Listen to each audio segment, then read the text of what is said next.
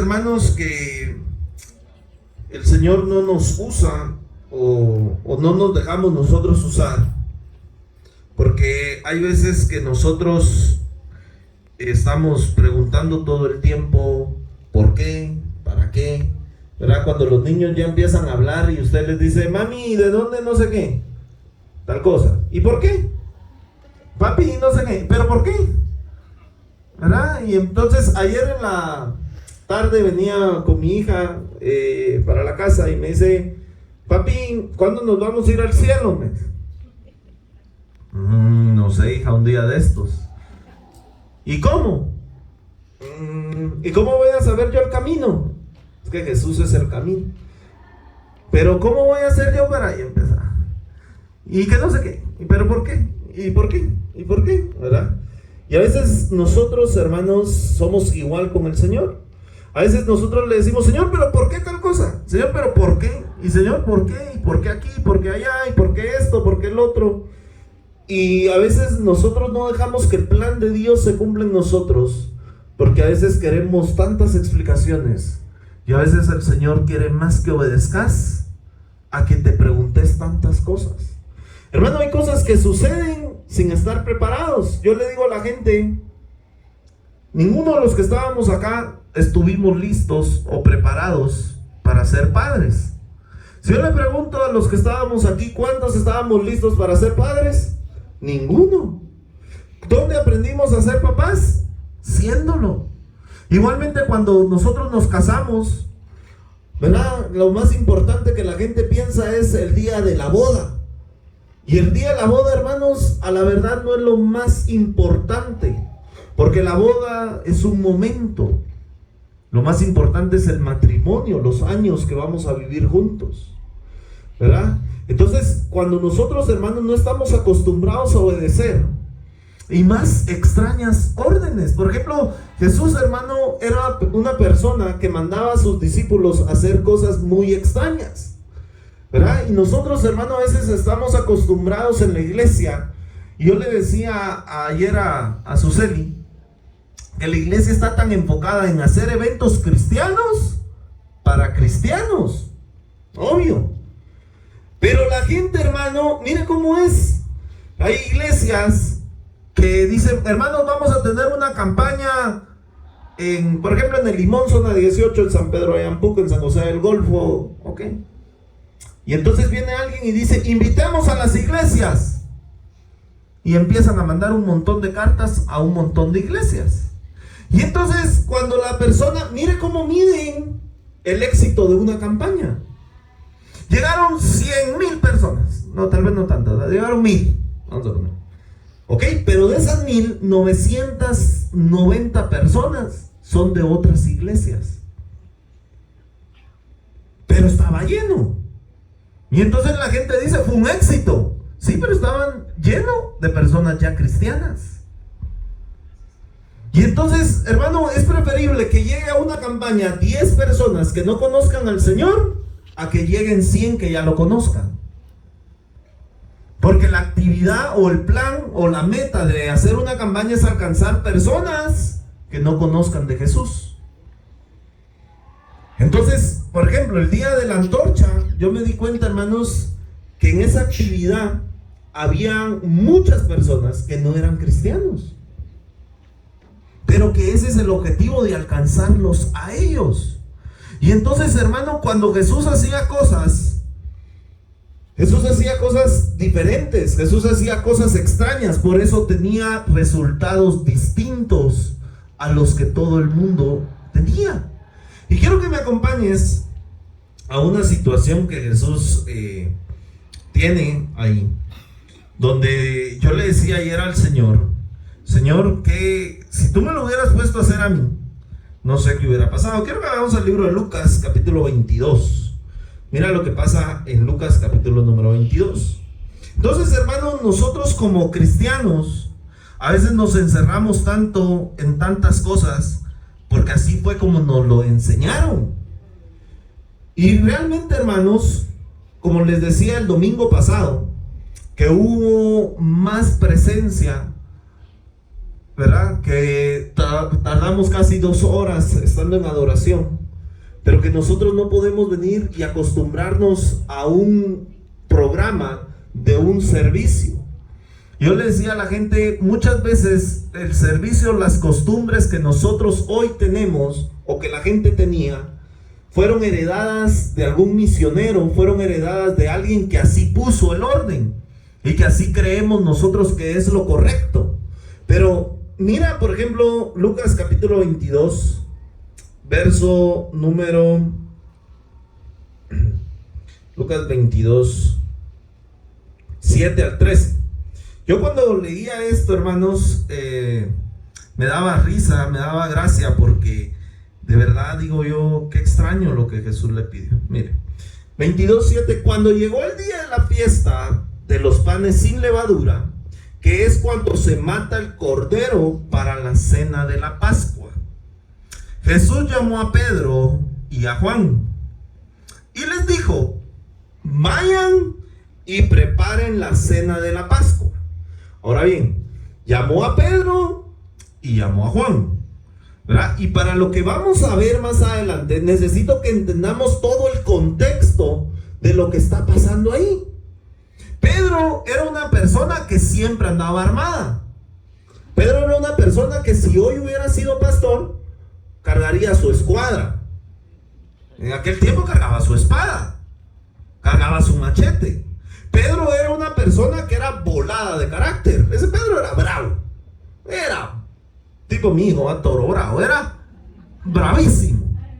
Ese Pedro, yo me imagino que uno ni hablarle era bueno, porque siempre tenía 3 piedras en la mano para contestar, ¿verdad?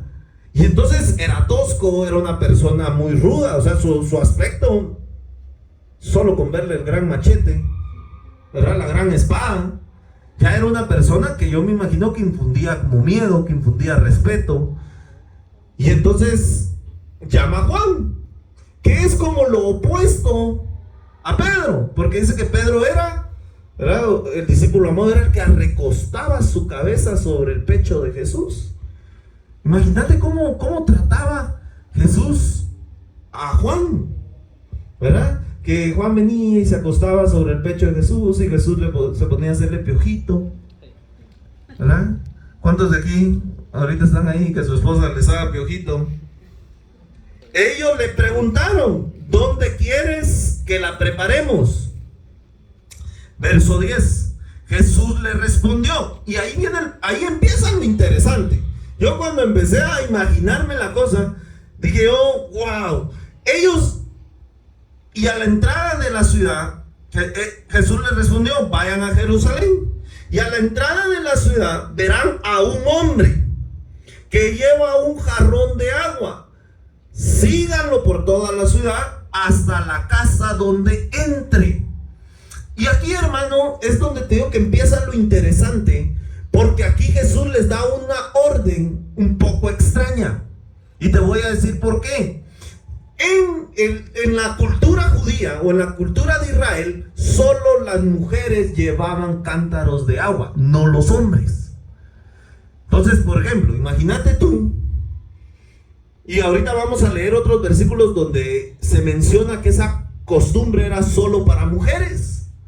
Porque imagínense ustedes, hermanos, cargando un jarrón de agua aquí, sosteniéndolo aquí y con la mano en la cintura.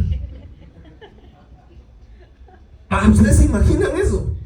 Entonces yo me imaginaba a Pedro y a Juan diciendo en el camino: pues Pedro, ¿cómo se nos va a quedar viendo la gente, no? Imagínense al Pedro con el machetón siguiendo al chavo con el cántaro. Yo me imagino que Pedro, eso sí se pasó. ¿Por qué no una mujer? No, van a seguir a un hombre. Y hermano, todavía imagínense el chavo con el cántaro aquí, lo que lo llevan abrazado, con 2 hombres atrás siguiéndolo. Y entonces, y lo siguen hasta la casa donde hubieran entrado esos hombres con alguien hoy, aquí en Guatemala. Ay, Dios, hermano. Imagínense Pedro, que iba a ser el dirigente de la iglesia. Si hoy hubiera sido hubieran dicho, el pastor se volvió gay. Hermano, es que mira el contexto. Eso era una tarea solo para mujeres. Si hoy por eso es que lo tenemos que ver en nuestra cultura actual.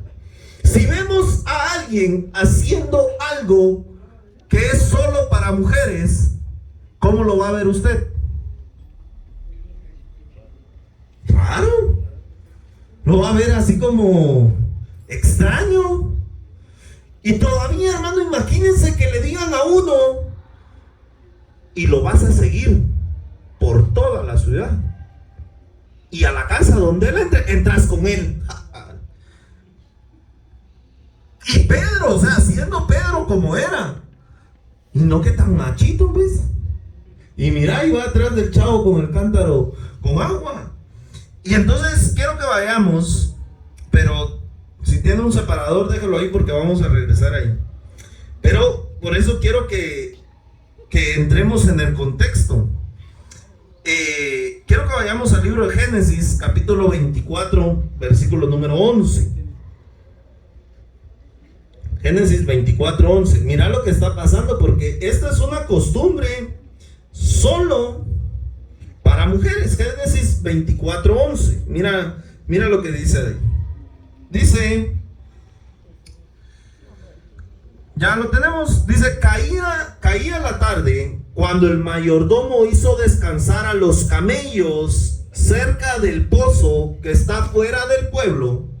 A esa hora las mujeres salían a sacar agua del pozo. ¿Quién salía a sacar agua del pozo? Las mujeres. Y mira lo que sigue pasando acá. Ahí el mayordomo oró así. Mira, pues por eso pone atención, porque se pone increíble. Yo pensaba y decía, el mayordomo podía sacar agua del pozo, ¿sí o no? Pero esperó a que lo hicieran las mujeres. Yo no sé si usted conoce hombres hoy en día que así son. Pueden hacer un huevo, pero esperan a que su esposa se los haga. ¿Verdad? Pueden hacer algo, pero esperan a que su esposa se los haga. Cuando uno ya es papá, hermano, tiene ciertas ventajas. Puede quedarse acostado en el sillón y que le alcancen el control. ¿Alcanzame el control? A la mamá, pero si vos alcanzame el control. Hermano, esa orden es punto. Alcanzame el control. No, mamá, que te estoy diciendo que me alcances el control. Así, pues, aquí está. ¿Verdad?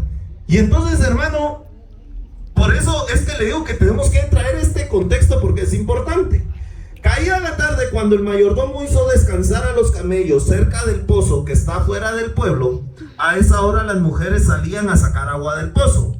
Ahí el mayordomo oró así: Dios de mi amo Abraham, te ruego que seas bueno con mi amo. Haz que hoy me vaya bien. Mírame aquí junto a este pozo. Ahora que las mujeres vienen a sacar agua, permite que la muchacha a quien le pida que me dé de beber agua de su cántaro, no solo me dé agua a mí, sino a los camellos también. Así sabré que has sido bueno con mi amo y que ella es la mujer que has elegido para Isaac, que es quien siempre te obedece en todo. Todavía no había terminado de orar el mayordomo cuando llegó Rebeca con su cántaro al hombro. Era hija de Betuel y nieta de Milca y de Nahor, el hermano de Abraham. Rebeca era una muchacha muy hermosa y soltera. Bajó al manantial y llenó su cántaro. Y cuando ella subía, el mayordomo corrió a su encuentro y le dijo: por favor, dame un poco de agua de tu cántaro. Rebeca bajó enseguida el cántaro y le dijo: beba usted. Y con sus propias manos le dio a beber. Cuando el mayordomo terminó de beber, ella misma dijo: ahora voy a sacar agua para sus camellos, para que beban todo el agua que quieran. Rápidamente vació el cántaro en el bebedero y corrió al pozo para sacar más agua. hasta dar de beber a todos los camellos. Hermano, acá está pasando algo que es lo que le digo que debemos de entender. Aún en los tiempos de Abraham, viene el mayordomo y dice, ora para que la mujer, que en este caso es Rebeca, le dé agua, ¿verdad? Entonces yo me imaginaba al chavo con el cántaro aquí y la mano acá, pero si lo llevaba en el hombro también sería así como... O sea, por eso es que usted tiene que imaginárselo. Yo me imaginaba tipo el superlibro, ¿verdad? Que hasta Luis se llama el muchachito que aparece en el superlibro. Y estaba Luis y Ana y Tuercas, ¿verdad? Y entonces viene el mayordomo y pide agua para él. Hoy hubiera sido y le hubieran dicho, ¿y por qué no va él?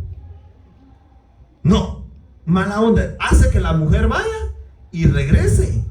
Hermano, y a veces en legendarios cargar un galón de agua, ¿no? Un galón. ¿Cómo pues? Hay gente que hasta lo deja tirado. Y es su vida, ¿verdad? Y lo deja tirado por lo incómodo que es. Imagínense, hermano, cuánta agua toma un camello. ¿Cuántas veces tendría que haber ido esta muchacha a sacar agua para que tuvieran suficiente agua los camellos? Entonces viene Jesús y le dice a Pedro, van a preparar la cena. Ok, esa orden no era difícil de seguir, porque ellos sabían que Jesús preparaba la cena, que celebraban la Pascua, que era una fiesta normal para los judíos, pero la instrucción que Jesús les había dado de venir y seguir al muchacho por toda la ciudad y entrar con él a esa misma casa, era lo difícil de seguir. Y mira lo que sigue pasando, por eso ahora vamos a regresar al libro de Lucas. Pero también algunas personas los pudieron molestar y burlarse de ellos, y otros tal vez les silbaban y les decían cosas, ¿verdad? Entonces quiero que vayamos al libro de Primera de Samuel, capítulo 9, verso 11. Mira lo que pasa en el libro de Primera de Samuel, capítulo 19, verso 11.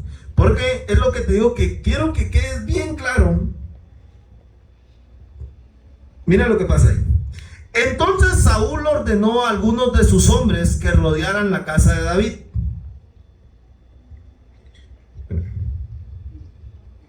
Primera de Samuel, capítulo 9, verso 11.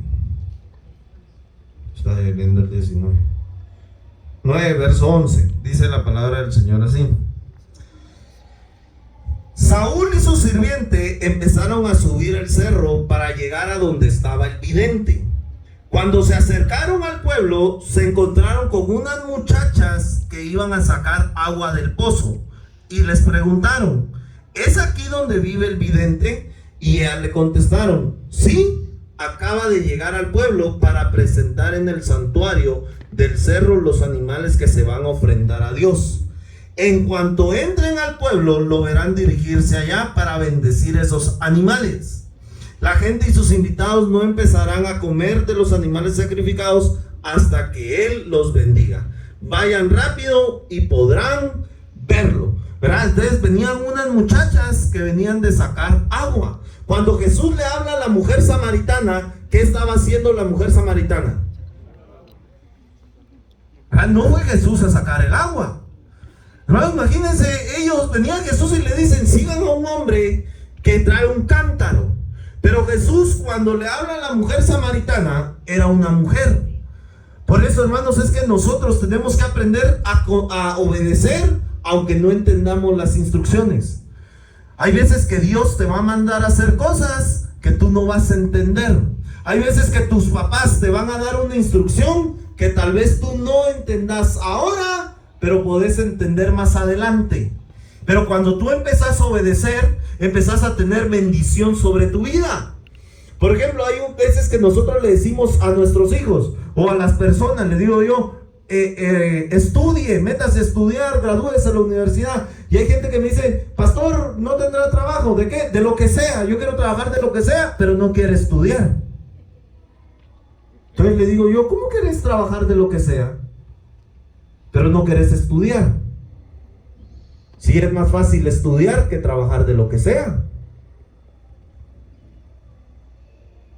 Entonces nosotros, hermanos, nuestros padres siempre nos van a dar un consejo que va a ser lo mejor para nosotros, aunque nosotros no lo entendamos en ese momento.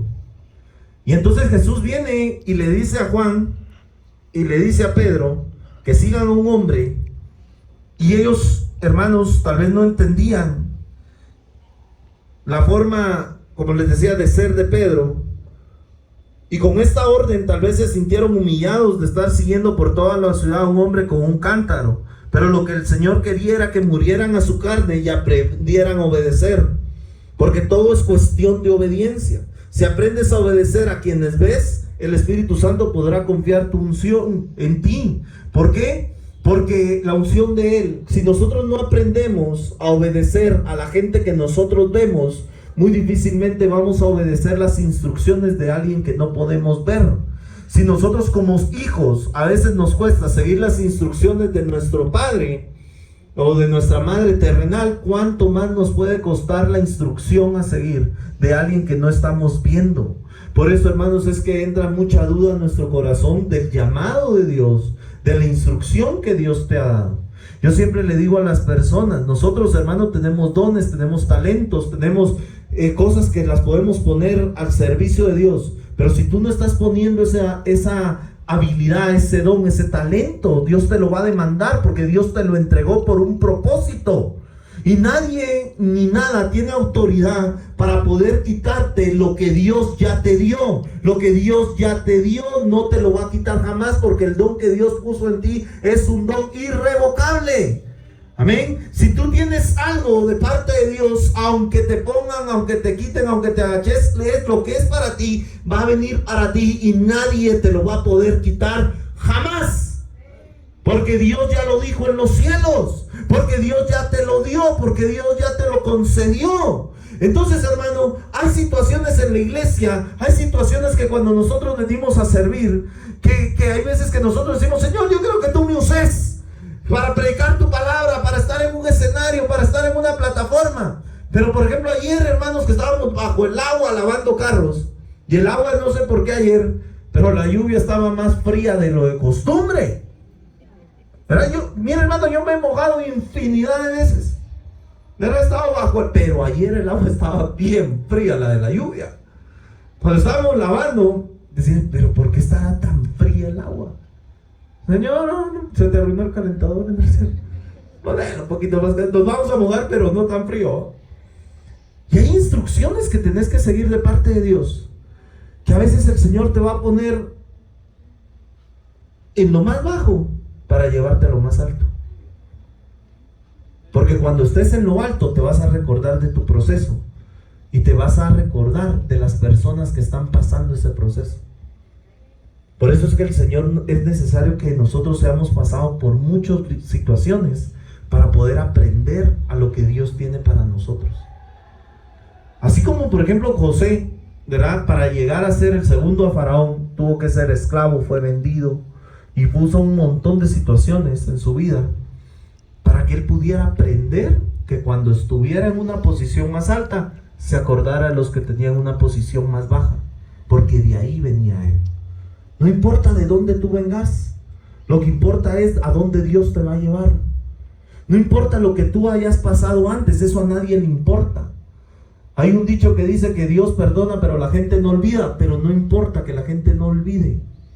Aún así seguí trabajando, aún así seguí adelante, aún así seguí trabajando, porque lo que Dios te dio no te lo puede quitar nadie. Porque lo que Dios puso en tu vida, nadie te lo puede arrebatar. Y Dios estaba desarrollando un carácter en Pedro que no estaba desarrollando en nadie más. Por eso es que cuando Dios da una instrucción, se la da a una persona por nombre. Cuando Dios le da esta asignación, se la da a Pedro y se la da a Juan. Nadie más recibe esa instrucción. Y Pedro y Juan se fueron y le dijeron: bueno, vamos. Hermano, yo me imagino a Pedro. De verdad, yo me lo imaginaba con su espadón aquí. El Pedro todo bravo, porque siempre han de haber cargado su cara de bravo. Atrás de aquel hombre, ¿eh? Con su tinaja. Y todo el mundo diciéndole un montón de cosas. Y el Pedro así con cara de... cuando entra a la casa, yo me imagino al Pedro volteando a ver quién lo estaba viendo. Y entraron con ese chavo, ¿verdad? Y mira lo que sigue pasando. Puedes obedecer las instrucciones de tus padres, de tus jefes, aunque no las entiendas. Sujetarte a tus jefes o a tus pastores, aún en los momentos más difíciles. Entonces serás capaz de obedecerlo en todo. Él nos pone bajo autoridad para que seamos formados y salga a la luz nuestra actitud. Seguramente en los tiempos de los apóstoles habían personas más preparadas, más capacitadas, tal vez más adineradas, pero no tenían el mismo corazón de obediencia de Pedro. Hay gente, hermano, que me dice a mí: pastor, es que yo no estoy listo para abrir un grupo de amistad. Pastor, yo no estoy listo para predicar. Pastor, yo no estoy listo. Y por eso te decía al inicio de la prédica, no necesitas estar listo, necesitas estar preparado y aprobado de parte de Dios. Porque cuando Dios te llama, Dios te va a preparar. Cuando Dios te llama, Dios te va a proveer. Porque cuando Dios te llama, Dios se va a encargar de darte lo que necesitas. Lo que necesita Dios es un corazón obediente. Cuando viene Jesús y le dice a Pedro y a Juan: vayan y lo siguen, ellos no le dijeron: Señor, pero ¿por qué tenemos que seguir a un hombre? ¿No puede ser una mujer? Tú le hablaste a la mujer samaritana que estaba sacando agua del pozo. ¿Por qué nos pones a nosotros a seguir a un hombre? Hermano, muchas veces hoy Dios le da un llamado a alguien y le echan a perder su llamado porque piden tantas explicaciones. A veces el Señor te quiere usar, te quiere levantar, te quiere dar, y tú empezás: es que, porque a mí, Señor, yo no me lo merezco. Es que, Señor, yo no, si yo soy desobediente, yo soy pecador, yo soy esto, sí, pero no podés dejar de ser siervo. Por eso yo le digo a la gente: no basta con que seas hijo de Dios. Un hijo de Dios está al servicio de sus padres, lo obedece. Tú no podés ser hijo si no obedeces a tus padres. Tú no podés ser hijo si no estás en obediencia a ellos, porque desde que naces hay una figura de sujeción a tus padres. Es como les digo a ustedes, y de verdad a veces la gente se burla, pero así es. Si tu papá o tu mamá te quiere pegar, ¿qué tienes que hacer? Te quitas la camisa, te bajas el pantalón y le decís: mamá, pega. No, hermano, en serio. Cállate que te voy a pegar. Pégame si es tu deseo. No, hermano, no es broma. Es de verdad. Todos los apóstoles tuvieron una muerte violenta, menos Juan. Porque cuando Jesús muere, ¿a quién le encarga su mamá? A Juan. Le dice: te encargo a mi mamá. Término chapines, ¿no? Vos, Juan, te encargo a mi mamá. Va, Señor, no te preocupes, yo velo por él. Y entonces la bendición de obediencia no es tanto para tus padres, es para ti. La bendición de estar en sujeción a tus padres es más para ti que para ellos. Porque la línea de honra viene de abajo para arriba, no de arriba para abajo. Es que, pastor, usted no conoce a mi mamá, es aquí, fue allá, me abandonó. Sí, está bueno, lo que haya sido, pero tu obligación es honrar. Pastor, es que usted no conoce a mi papá. No me importa conocerlo, la bendición es honrarlo. Tal vez no te dio nada, pero hoy tú tenés, bendecilo. Sujetate, vení y está ahí siempre. Por eso, hermano, igual con nuestros pastores, igual con todo lo que nosotros hacemos. Yo le decía a los hermanos: hermano, para cuando tú hagas algo, el primero en hacerlo tenés que ser vos. Vamos a lavar carros, el primero en lavar tengo que ser yo. Vamos a subir una montaña, el primero en subirla tengo que ser yo. Vamos a tirarnos al lodo, ahí tengo que ir yo. Yo le decía a la gente: porque un pastor de ovejas tiene que oler a oveja. Porque un pastor que anda entre las ovejas, pero hay gente que se aprovecha, ¿eh? Sí, porque también, el pastor ni me viene a ver. ¿Por qué no me va a ver usted a mí? Es que el pastor no viene a comer a mi casa porque no me invita. Invítame a comer, por ejemplo, hoy. Entonces, Hermano, esa es la línea de obediencia. Yo tengo que aprender a ser obediente. Tengo que aprender a sujetarme. Hay gente, hermano, que usted le da una orden y esa persona empieza a cuestionar la forma en la que usted ordena. Yo siempre le digo a la gente dice, pastor, y yo le he dicho a usted, hay gente que dice, te voy a dar una crítica, pero te voy a dar una crítica constructiva. ¿De dónde se sacaron esa su crítica constructiva? Para criticar igual. Solo que le ponen algo constructivo. Y yo veo y le digo a la gente, vamos a ver qué construiste tú. Porque si me estás dando una crítica según tu constructiva, es porque tú ya construiste algo. No sé si me explico. Hay gente, hermano, que te va a querer venir a decir cosas de cosas que ellos jamás han hecho. Pastor, mire, yo pienso que sería mejor hacer tal cosa. Usted ya fue pastor. Es que el pastor debería hacer tal cosa. Lo invito a abrir su iglesia. Es que el pastor no sé qué. Pruebe usted hacerlo. Hermano, si usted va a recibir instrucción de alguien que haya hecho algo más grande de lo que usted ya consiguió. Mi esposa, hermano, venía gente y le decía, ay, hermano, tal cosa. Y Karen se preocupaba y le decía yo, ¿cuántos hijos tiene ellos? No tiene hijos. Entonces, ¿por qué estás escuchándolos? Me decía Karen, llegaba preocupada, es que fíjate que mis amigas me dijeron, ¿cuántos hijos tienen tus amigas? No, ninguna tiene hijos. Entonces, ¿para qué las escuchas? Todavía que viniera una señora con 9 hijos y te dijera, mire, mamita, si usted hace, yo lo probé con los 9 patojos, mire. Bueno, entonces sí, ponerle atención. Sacó adelante 9 patojos y yo estoy con 2 que ya no puedo. Entonces voy a escuchar lo que la señora tiene para decirme. Pero yo no puedo venir y ponerme a escuchar personas, y por eso hay muchas veces que el diablo va a ocupar gente para destruir tus planes de personas que no han construido nada. Y eso es en todo aspecto. Usted, hermano, tal vez tiene un sueño grande y se lo va a contar a una mente chiquita. Lo que va a hacer es que lo va a bajar, porque no va a entenderlo. Porque cuando Dios te da una instrucción, te da un sueño, te da un llamado, te da un ministerio, te lo da a ti. Y cuando Dios te pide algo, te lo pide a ti por nombre. Yo le digo a la gente, Dios no es un Dios de multitudes ni de masas, porque no dice la Biblia, y cuando todo el pueblo de Guatemala esté inscrito en el libro de la vida, no, tu nombre, tu asignación, tu llamado.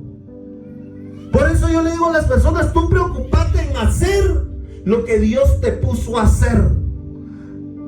No estés viendo lo que Dios mandó a hacer a alguien más. No estés viendo lo que Dios puso a hacer a otro. Tú preocupate en hacer lo que Dios te mandó a ti, hacer a ti, y hacerlo bien. Hay gente que me dice, pastor, yo no sirvo porque fulano, que porque así te vas a quedar toda tu vida, y la bendición que era para vos la vas a perder. Yo se lo decía a alguien, el Señor, hermano, siempre me ha usado porque la primera persona no ha podido. Yo a veces me siento mal. ¿Usted cree que yo me siento triste cuando me llegan a hablar que porque falló el titular me toca entrar a mí? ¿Usted cree que a mí eso me preocupa? No. Hermano, yo me recuerdo que la primera vez que me dieron oportunidad de predicar en un evento grande era para la clausura de mi colegio, y habían invitado al doctor Harold Caballeros.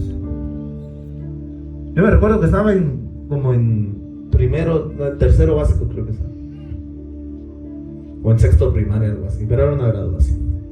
Hermano, yo dije, bueno, Harold no creo que venga, pero me fui al baño a orar para que no llegara.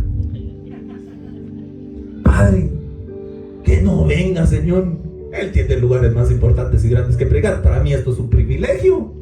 Tiene una iglesión. Señor, haz algo para que no venga. No llegó. No, yo feliz para de ver que no llegara. Y gracias a Dios, yo creo que ni pensó en su mente llegar. Pero yo estaba contento de que no había llegado. Se lo he contado muchas veces. La otra vez, hermano, ya conseguí esa foto, la voy a subir un día de estos. Fuimos a una vigilia a Fraijanes. Estaba lleno el lugar, hermano, y habían invitado a un pastor aquí de zona 18. Y me dijeron: pastor, ¿usted es de zona 18? Ah, sí. Mire, es que nosotros ofrecimos un pastor de zona 18 y nos quedó mal. ¿Por qué no predica usted? Amén, man. Que no haya llegado, mejor para mí. Pero a mí me siguieron invitando a mí. En el último hermano, se lo conté, nadie quería ir porque dicen que llueve las 72 horas, hace un frío, desgraciado. Yo dije: a mí me encanta el frío. Tienen que llevar cosas térmicas porque le va a dar la pálida ahí. Que no sé qué, todos asustados. Ay, hermano, cuando llegamos empieza a llover. En Sherla estábamos cuando empezó a llover. Como nadie quería ir ahí, me mandaron a mí.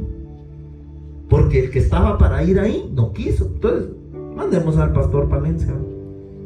¿Querés ir vos? Porque aquel no quiso. Yo voy a servir al Señor no por un puesto, porque mi servicio a Dios es para Él. Pero yo no puedo servir a Dios si no sirvo a las personas primero.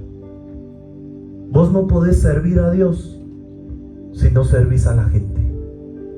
Porque después del Señor lo más importante son las personas. Y ninguno de los que estamos acá podemos decir que servimos a Dios si no servimos a alguien más. Cuando Pedro y Juan fueron y Jesús les dijo: vayan y preparen la cena, era la cena para todos.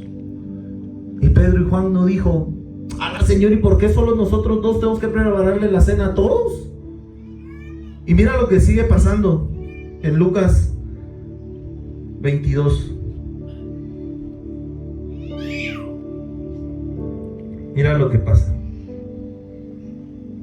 Lucas 22. Hay órdenes que el Señor te está mandando a hacer que tal vez tú no entendés. ¿Dónde quieres que preparemos la Pascua? Jesús le respondió: vayan a Jerusalén, y en la ciudad, en la entrada de la ciudad, verán a un hombre que lleva un jarrón de agua. Síganlo a la casa donde entre y díganle al dueño de la casa: el maestro quiere saber en qué sala va a comer con sus discípulos en la noche de la Pascua.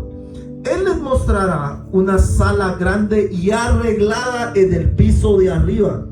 Preparen allí todo lo necesario. Pedro y Juan fueron y encontraron todo tal como Jesús les había dicho. Enseguida prepararon la cena de la Pascua. Cuando llegó la hora, Jesús y sus discípulos se sentaron a la mesa. Jesús les dijo: he deseado muchísimo comer con ustedes en esta Pascua, antes que yo sufra y muera. Jesús disfrutaba mucho el poder comer con sus discípulos.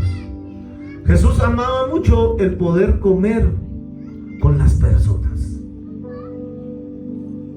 Aquí en la iglesia yo siempre les he dicho, y ayer que estábamos lavando carros, me llamó mi papá y también mi mamá porque me invitaron a comer. Pero en ese momento yo estaba con otros hermanos legendarios.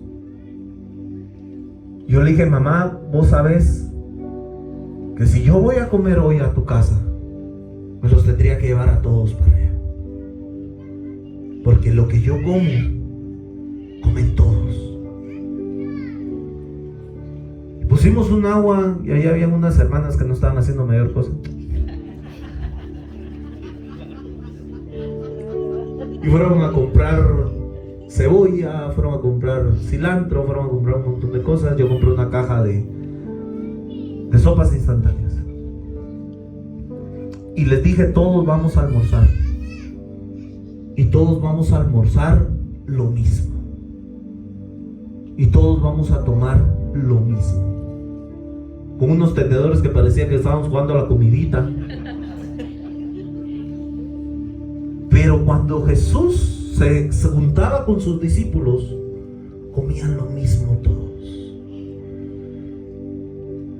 Yo le decía al Señor, Señor, ya está cansado de que muchas veces en las iglesias el que come primero es el pastor. Y el pastor debería ser el último en comer, porque cuando ya todas sus ovejas han comido, tendría que sentarse él a comer. Pero cuando ya todos han comido, hay momentos donde ponen una mesa especial para la familia pastoral y todos los demás comen diferente. ¿Y ese no es el llamado que Dios nos dio a nosotros? ¿Ese no es el llamado que Dios te dio a ti? De hacer una acepción de persona. Cuando Jesús se sienta a la mesa, les dice: he esperado mucho este momento para comer con todos ustedes. Y ayer comimos todos juntos lo mismo. Cuando son los bautizos hay un solo menú. Porque cuando, hermanos, a veces, y este es el último bautizo que vamos a hacer fuera, por eso aproveche. Yo le digo a la gente, no todos tienen las mismas posibilidades económicas, pero cuando usted entra por esa puerta, todos somos iguales. Cuando vamos a salir a algún lugar, por ejemplo los bautizos, yo sé que hay gente que Dios le puede proveer para llevar un puyazo o llevar un corte de carne muy caro, y bendito Dios, hermano. Pero puede que usted esté pasando por un momento en su vida donde tal vez lo que puedes poner son unos huevitos duros y unos frijolitos, que está bien. Pero hay veces que cuando nos sentamos a comer, hay gente que lleva pollo campero, hay gente que lleva otras cosas, y hay gente que lleva cosas caras solo por molestar a alguien más. Cuando el Señor me llama para ser pastor, le dije: eso en nuestra iglesia no puede pasar. Si usted quiere llevar algo caro, llévelo, pero se lo come después, porque cuando nos sentamos a comer, todos comemos lo mismo, porque en la mesa somos una misma familia. Hay veces que la gente dice: no, es que al pastor se le sirve en una vajilla especial y todos los demás en desechable. Entonces tienen que conseguir todos los platos posibles para que todos puedan comer en los mismos platos.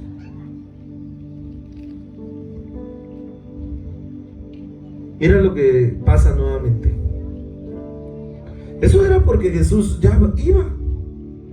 Quiero que vayamos al libro de Lucas, capítulo 19. Por eso te digo, qué extrañas órdenes las que Jesús da. Lucas capítulo 19.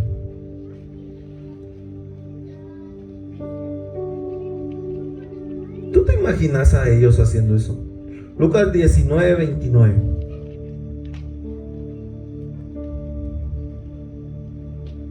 Mira lo que pasa ahí.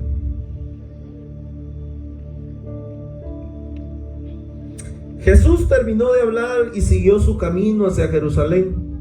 Cuando llegó cerca de los pueblos de Betafé y Betania, se detuvo junto al monte de los Olivos. Ahí les dijo a dos de sus discípulos: vayan al pueblo que está allá. Tan pronto entren, van a encontrar un burro atado. Nadie ha montado antes ese burro. Desátenlo y tráiganlo. Hermano, mira la instrucción que Jesús le vuelve a dar. Vayan a aquella ciudad.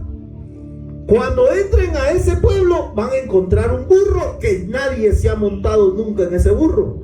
Hermano, yo que tuve muchos caballos, hermano, un caballo que nadie se ha montado. Es un caballo, como dicen la gente, caballo, ¿ah?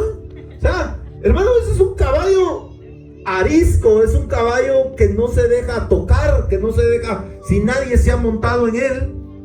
Y viene Pedro y le dice, y todavía imagínese, usted llega a un lugar, encuentra un burro, lo desata y se lo trae. ¿Qué se imagina usted que hubiera estado pensando las personas al hacer eso? Que se lo estaban robando. Es como que yo le dijera a alguien de acá: miren muchachos, vayan a la Toyota. Entran a la Toyota y ahí va a haber una Fortuner o una Prado Land Cruiser que nadie la ha manejado jamás. Y si les preguntan que qué están haciendo, les dicen que yo la necesito. Vaya, va usted, buenas. Entra la Toyota, ¿sí? Es que nos vamos a llevar esa Land Cruiser de 800,000 quetzales. ¿Para quién? Ah, es que mi pastor la necesita. Dale, pues. Hermano, esa fe. Le dije yo, Señor, yo quiero hacer eso, ¿verdad? Porque era un burro 0 kilómetros. Hermano, era un burro que nadie se había montado en él. Era un burro 0 kilómetros. Nadie se había montado en ese burro. Yo le decía al Señor, hermano, es que no habían carros. Si no, Jesús hubiera ido a sacarse su carro 0 kilómetros. Aquí que el burro era 0 kilómetros. Nadie nunca se había subido al burro. Y mira lo que pasa. Si alguien les pregunta por qué lo desatan, responda: el Señor lo necesito. Los 2 discípulos se fueron al pueblo. Hermano, yo me imagino que en el camino, el Pedro y el Juan: vos, Pedro, ¿y cuánto cargas vos? Y yo: paguémoselo, hermano. Jesús, qué fuerte, va. Como no es él el que lo va a ir a desatar. Porque ¿a quién iban a matar si los encontraban robando? A ellos. Jesús. ¿Y quién es el Señor? Ni siquiera les digo: porque yo, Jesús. No les digo ni su nombre, solo digan que el maestro los necesita. Hoy voy a ir a la estancia y voy a pedir un mi corte bien caro y le voy a decir: es que porque yo los necesito. No creo que me digan lo mismo. Y mire, y se fueron los 2 discípulos al pueblo y encontraron el burro tal como Jesús le había dicho.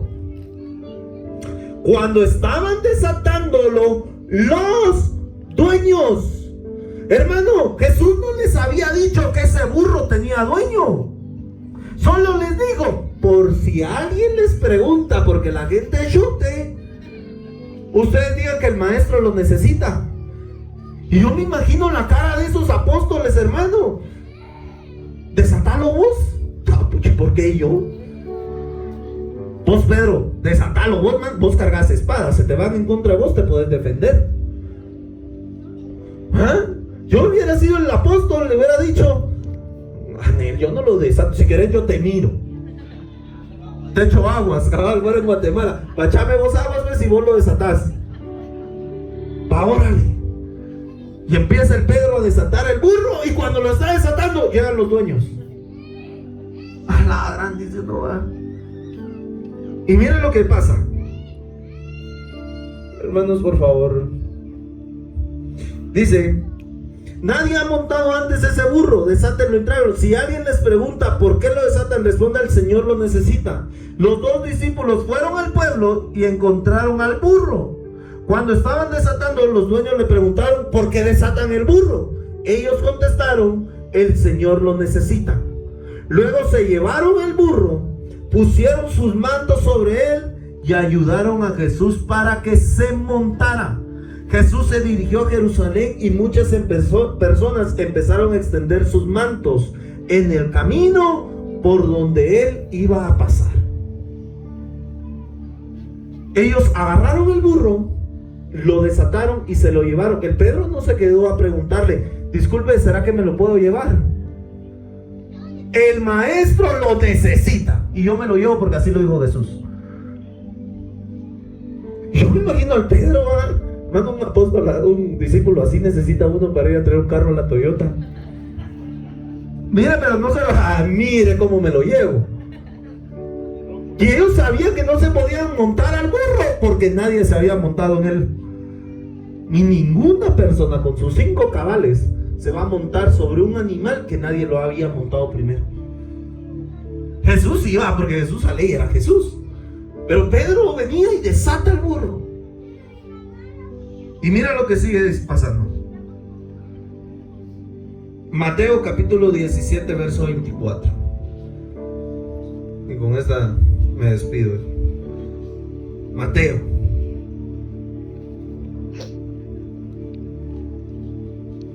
Hermano, yo cuando leo del apóstol Pedro, Digo yo, tanto que tuvo que pasar el apóstol Pedro. Mira lo que pasa. Cuando Jesús y sus discípulos llegaron al pueblo de Cafarnaúm, los que cobraban el impuesto para el templo fueron a preguntarle a Pedro: ¿paga tu maestro el impuesto para el templo? Pedro contestó: sí lo paga. Cuando Pedro entró en la casa donde estaban todos, Jesús le habló primero y le dijo. Pero antes quiero que veamos algo importante. ¿De qué edad usted empieza a pagar impuestos en Guatemala o empieza a tener derechos y obligaciones? ¿A los 18 años? Más o menos en esa etapa o en esa edad está en Israel igual desde los 18 a los 21 años. Pero dice la Biblia, y aquí quiero que me ponga atención, porque la Iglesia Católica nos ha vendido que los apóstoles eran un montón de viejecillos. Los apóstoles no eran viejitos. Ninguno de los apóstoles era viejito. Nosotros tenemos aquellas imágenes de la Iglesia Católica como la barbona hasta aquí del Pedro, pelón, que yo voy por el mismo camino, no estoy tan viejo. Pero ellos no eran grandes. Ellos no eran viejecitos. Y mira lo que pasa. Los únicos que pagaban impuesto era Jesús, que cuando inició su ministerio tenía 30 años, y Pedro. De los 12 apóstoles, solo ellos pagaban impuestos. De ahí todos los demás eran menores, no pagaban impuestos. Y mira lo que pasa. Pedro contestó: sí lo paga. Cuando Pedro entró en la casa donde estaban todos juntos, Jesús le habló primero y le dijo: dime, Pedro, ¿a quiénes cobran los reyes los impuestos y contribuciones? ¿A los ciudadanos de su reino o a los extranjeros? O sea, los demás discípulos todavía no eran considerados ciudadanos porque no tenían la edad para poderlo ser. Por eso es que, hermano, la iglesia hoy en día necesita más pastores jóvenes. Yo le decía a los niños de 14, 15, 16, 17 años que tienen que abrir sus células, porque el Señor necesita más jóvenes, que nosotros podamos venir y abrir iglesias y abrir personas que tengan un ministerio pastoral desde una temprana edad. Porque cuando nosotros estamos grandes, hermano, yo ahorita puedo lavar carros bajo el agua, puedo subir una montaña y bajarla, ahorita puedo venir y jugar 5 partidos, puedo venir y desvelarme, madrugar, puedo venir y terminar la hora legendaria a las 2 de la mañana y madrugar al car wash. No, pero si yo tuviera 70 años no lo pudiera hacer. Por eso es que cuando tú estás joven tienes que servir al Señor. Cuando tú estás en una edad donde puedes servir al Señor, hay gente, hermano, que dice: ay, pastor, es que no puedo leer la letra de la Biblia porque muy chiquita, ya no puedo ver bien. Usted le regala una bibliona con la letra gigante, es que no la puedo cargar. Hermano, la Biblia ya no es para... No. Hermano, pero por eso es que usted tiene que tener una edad para poder servir al Señor.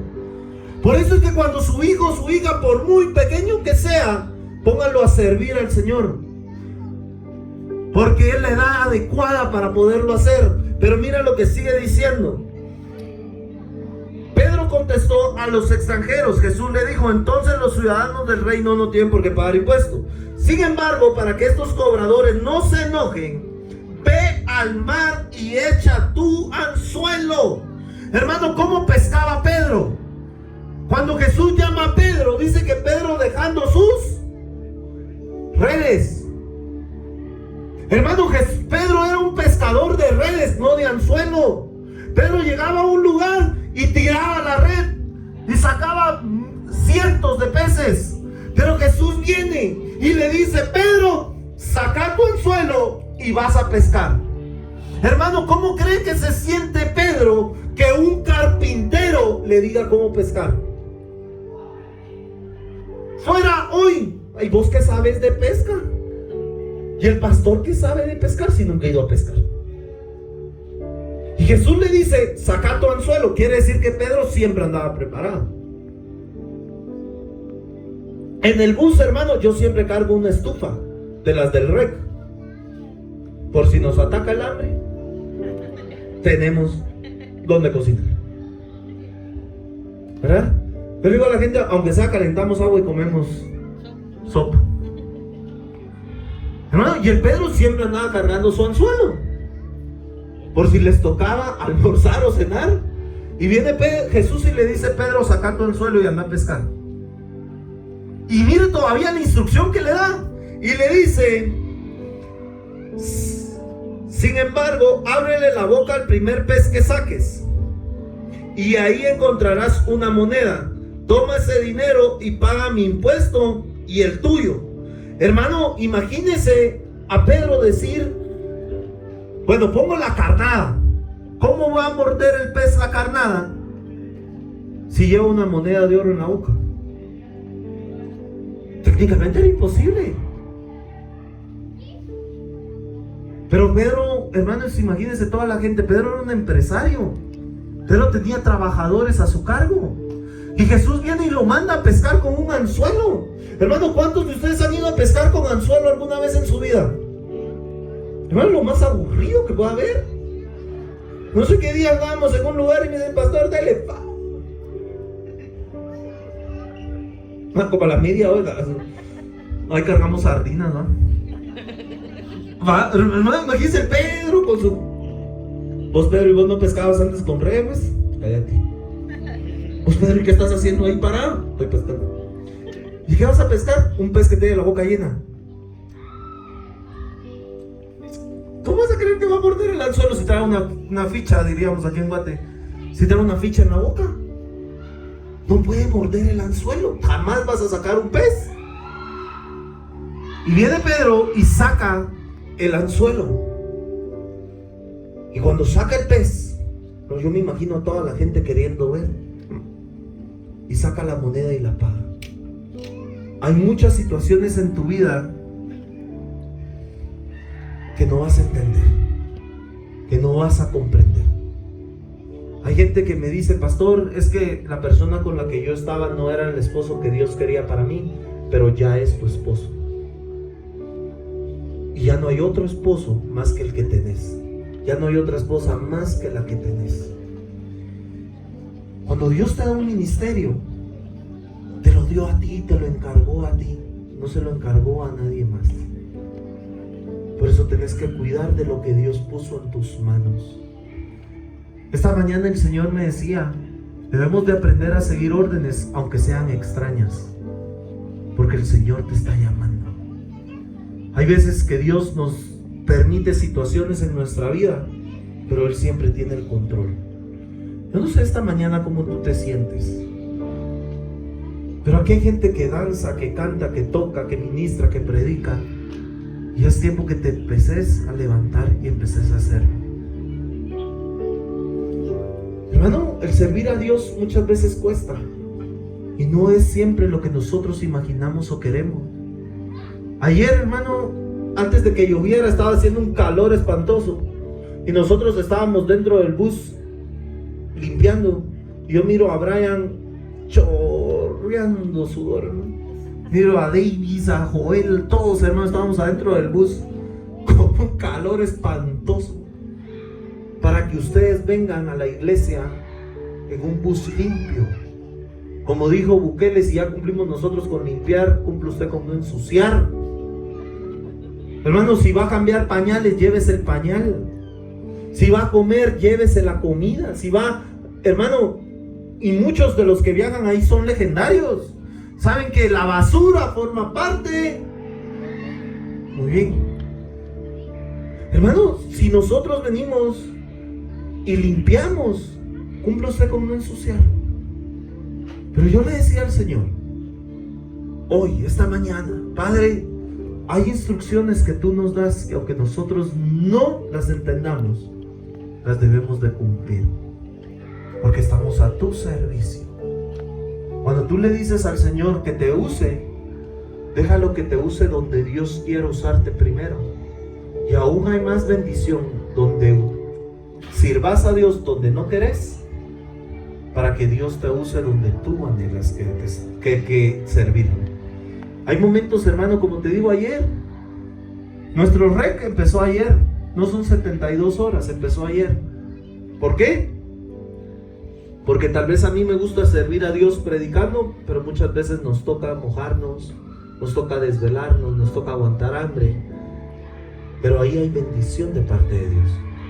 El Señor hoy te está llamando y te está diciendo esta mañana que levantes el ministerio que ha estado dormido en tu vida, y que la gente se puede burlar, y que la gente se puede decir, y que la gente puede murmurar, pero no te importa lo que diga la gente. Lo que te debe importar es lo que dijo Dios de ti. Y cuando Dios te tiene nuevamente con vida, y cuando Dios te tiene nuevamente aquí, es porque Dios confía en el ministerio que Dios ha puesto en tus manos.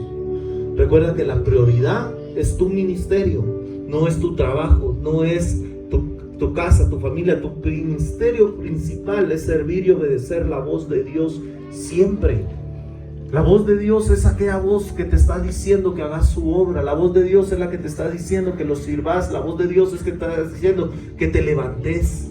Hermano, que hay mucha gente que alguien le pudo haber dicho que no era bueno, que no servía, hermano, pero eso fue la voz de la gente, no fue la voz de Dios. Hoy Dios te está dando un nuevo tiempo y te está pidiendo que te levantes de donde estás y le digas: Padre, aquí estoy yo y te quiero servir. No importa lo que haya pasado ni cuántas veces he caído. El Señor no te está preguntando cuántas veces has caído, sino cuántas veces el Señor es capaz de levantarte una y otra vez. No te quedes tirado, seguí trabajando, seguí anhelando, seguí haciendo lo que Dios te dijo que hagas.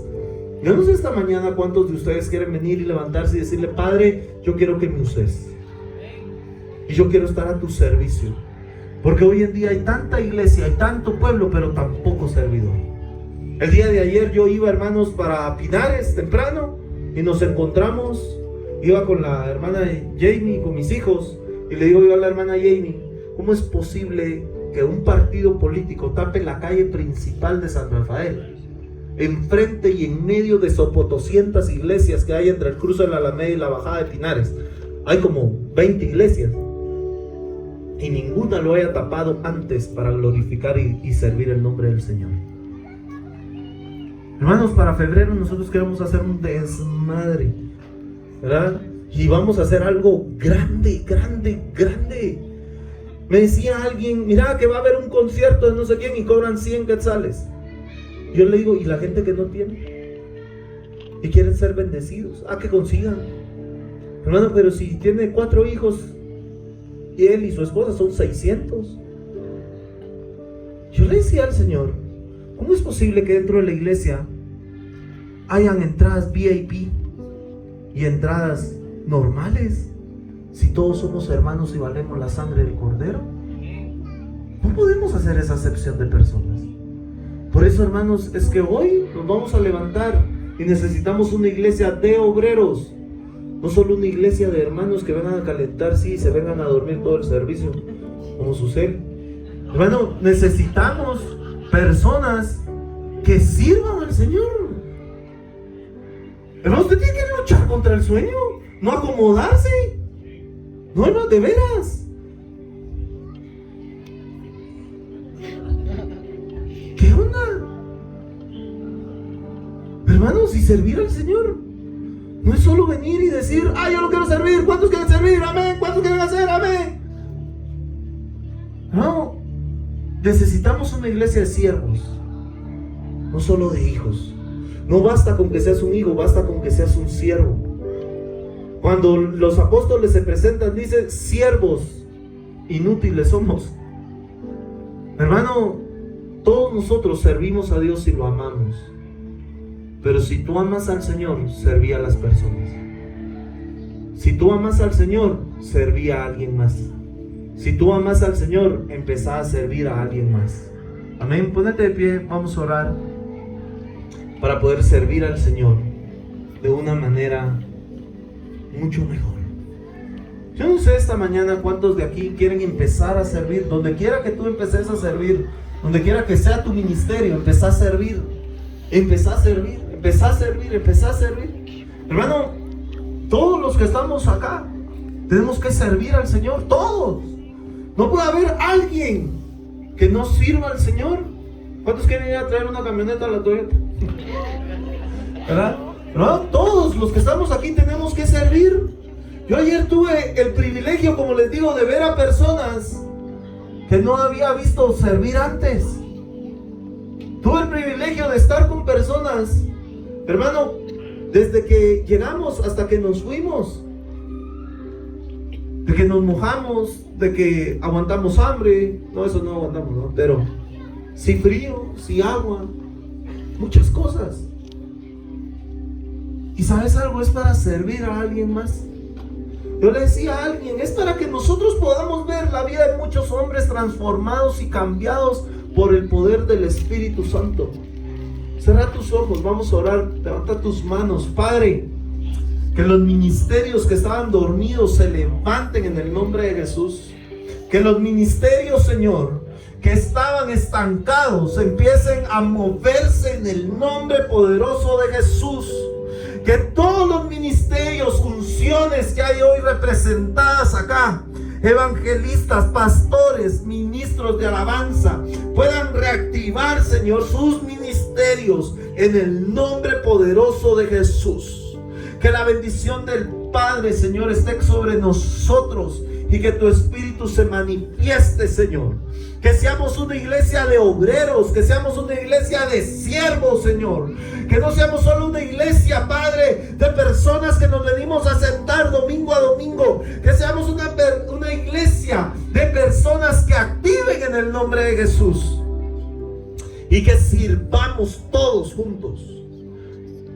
Si tú no has hecho esta oración, te pido que la repitas después de mí y le digas: Padre, yo confieso a Jesús como mi único y suficiente Salvador. Creo que resucitó y que hoy vive y que hoy gobierna con gloria y poder. Te pido, Jesús, que entres en mi corazón, que limpies mis pecados, que me ayudes a dejar de pecar, que inscribas mi nombre en el libro de la vida. Y si muero hoy, iré contigo. En el nombre de Jesús. Amén y amén.